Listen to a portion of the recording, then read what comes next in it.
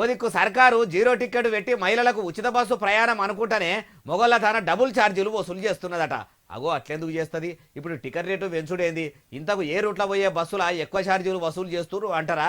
ఆలస్యం ఎందుకు అన్ని ముచ్చట్లు అరుచుకుందాం పరి. ఫ్రీ బస్సు పథకం ఏమో కానీ ఆర్టీసీ టికెట్ రేట్లు పెంచుకుంటూ సర్కార్ సొమ్మును సర్వనాశనం చేసే పని పెట్టుకున్నది కదా.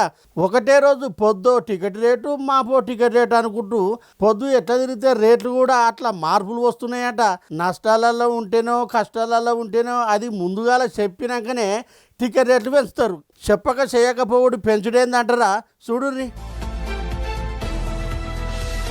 చూసిర్రా, వనపర్తి నుంచి మహబూబ్నగర్కు పొద్దుటపూట పోతుంటే ఇట్లా ఆర్టీసీ కండక్టర్ ఇచ్చిన టికెట్ రేటు చూడుర్రి, 100 రూపాయలు ఉన్నదా. అట్టనే పొద్దున్నజాముల అదే వనపర్తి నుంచి మహబూబ్నగర్కు పోయేటల్లా టికెట్ రేటు చూసిండ్రా, అచ్చిరాల 140 రూపాయలు ఉన్నది. ఇట్లా పొద్దున్నజాములకే టికెట్ రేట్లు పెరిగినాయా? బస్సుల మంది పొన్నం ప్రభాకర్ సారు, ఆర్టీసీ పెబ్బ సజ్జనార్ సారు ఇట్లా అట్లా గంటకు టికెట్ రేట్లు పెంచుర్రని చెప్పిండ్రా. ఎట్లా? ఇంకో దిక్కు సంక్రాంతి స్పెషల్ అనుకుంటూ కూడా తక్కువ రేటు ఉన్న టికెట్ రేట్లను పెంచుకుంటూ బస్సులు నడుపుతుర్రట. హైదరాబాద్ నుంచి సిద్దిపేటకు పోయేందుకు అచ్చిరాల 140 రూపాయలు టికెట్ ధర ఉంటే ఇప్పుడు పండుగ పేరు చెప్పి 210 రూపాయలు చేసిర్రా.